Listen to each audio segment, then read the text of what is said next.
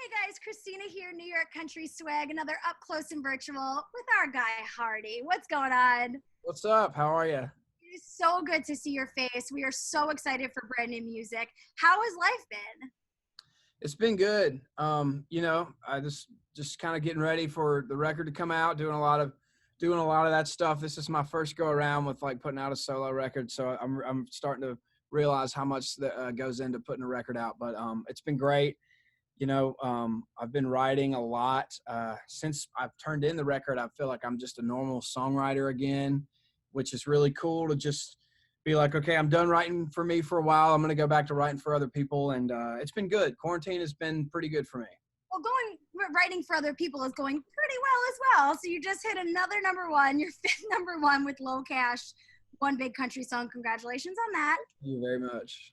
Obviously, we're here today just to talk about the album coming out, and we'll talk about specific songs. But one thing it's so funny. I've been driving a lot. Like, we just go for drives just to kind of get out of the house a little bit during quarantine. And if you need a form of cheap therapy, I suggest highly just sitting in your car. If you blast Boots, that's just like, I've done it so many times. I'm like, this is like the angst that I'm feeling right now. And I know it's a breakup song, but I feel like everybody just wants to break up with this year. So it's just, yeah, that's amazing. It's kind of the perfect like cheap form of therapy for me a little bit. So I'm sure other people are feeling the same. All right. I love that. I absolutely love that. Well, obviously, so it's coming out, a rock, the 4th, September 4th. Masterpiece. And I don't say that lightly. I listen to music all day long. It's like just a passion for me to listen to your music. And it's so cohesive. And there's quiet, thoughtful songs. There's for the fans. There's radio ready songs. There's songs like that are just ready for a live audience. And God, can't wait for that, to have that again, once again. So just kind of talk to me about picking these songs, obviously co-writer on all of them. So what was it like choosing for your debut project as an artist? What was it like choosing these things? So one cool thing that that is a thing is that I wrote 12 songs, I held 12 songs, and I cut 12 songs. We didn't overhold not even one song. We didn't overcut anything.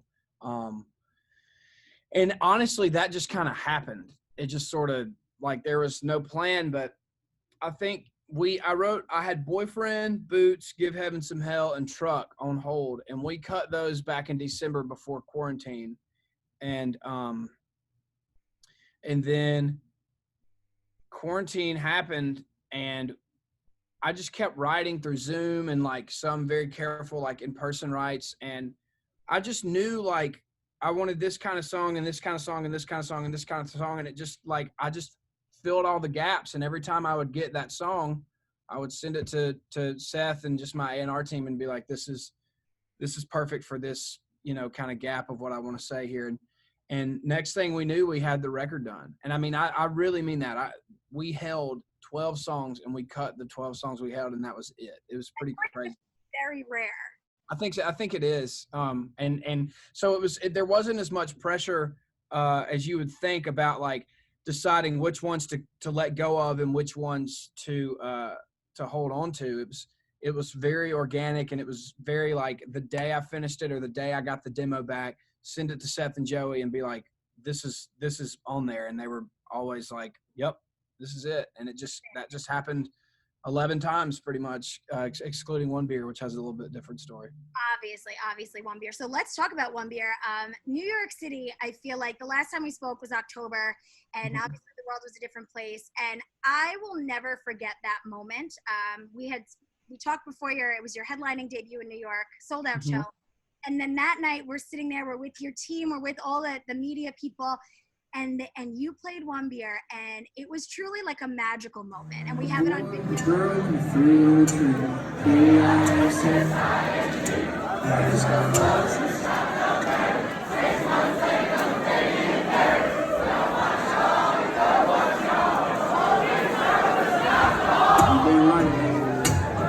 One more time, the whole thing started. One beer turns into a list. See these people of New York City fans just like react to it, and now it's top 20 at country radio. Like, congratulations. Yeah, and I guess we didn't go for ads until February this year, I guess. So that's crazy. God, so it was almost a year ago. That's insane. Yep. And now it's almost tight. It's top 20 climbing. If you love that song, like we love that song, make sure you're streaming it, turning it up loud when you hear the radio, calling your radio stations, because we have to get that to number one. That has to be your first artist number one. I'm sorry. Absolutely love that. And I want to obviously talk about the other songs on the record. I could talk to you for hours about every lyric. I've digested it so many times, and I chose carefully the 2 songs I wanted to highlight. So okay. close. Okay. I mean, the vocals, the soaring vocals, having Ashlyn Kraft, your label mate, on there. What was the decision to have her on there? And then that song to me just like proves that not only are you a masterful songwriter and picking, what songs are perfect for what, but like you can sing. And it was like, not a surprise, but like that song that blew me away. So talk to me about that song. So yeah, I wrote that with Mark Holman and Hillary Lindsay. That was one of the quarantine rights. So I wrote that song over Zoom, sitting right here actually. And I grabbed a guitar. I have kind of guitars like sitting around. I don't know if you can see that one, but I have guitars laying around, and picked it up, and I had the idea so close, and I knew how I wanted to write it. Like we were so like close, like in proximity, we were close, and then something happened, and we were going to be perfect. We were so close, and that whole thing. And then anyway, we just wrote it how we wrote it. And Mark Holman built up the track, and he sent it to me. And I actually have like a studio here now, and I cut my own vocals here and all that. And so I spent a lot of time on the demo vocal and like all the soaring vocals. And I just did take after take after take and did all the harmonies. And I sent it back to him. And I was like, I know this is a lot, but I want this to sound like a Def Leppard song. You know what I mean? And so take all this and just do what you can with it. So he sent it back, and I knew that I was going to cut it. And then I knew that I wanted that to be, a duet. It just sounded, so it wasn't originally a duet. And I knew the second verse really catered for another voice to kind of sing back at me, and the harmonies would work really well. So I let Seth and Joey know, and Ashlyn, I had done some shows with her, and had been around her, and I love her voice, and her whole vibe is just really gritty, and it just fit, and she had just recently signed to Big Loud, and so we threw that out there, and everybody was on board. And so I shot her a text, and I said, asked her, and she was very excited, and I sent her the song. And unfortunately, I think I was out of town when she came by and did the vocal, but Joey called me after, and he was like, dude, she came in here. She was in here for maybe 30 minutes. She just like knocked it out. And anyway, I'm really excited about that one. It's my first ever power ballad, if you will. Power ballad, and like just the words, like you said, it's just, and having her on it, I feel like, the one song that she's kind of released, you don't hear like it's not a ballad, so you don't hear how great her voice is. So it really highlights both of your voices. So love that one. Can't wait for everybody to hear that one. And then just the title track, like, I don't know, I think being able to pick one thing and elaborate on it for an entire song takes so much skill. So literally a rock. And I needed to know what the story was behind that one, because such a great song. I was just driving down the road one day, and my mind was just going, 100 miles an hour like it does. And I can't remember exactly when or where I was, but I just had this weird thought of how like important like a rock is in like a lot of moments in your life, and like how that's what your tombstone is made out of, and that's like what rings are made out of. And then in this weird way, like I started thinking about how, this is really weird, but like iron, starts out as like a rock, and like if it wasn't for that, we wouldn't have anything made of metal. So like the entire world and everything kind of comes from a rock, and that earth is one big rock. And like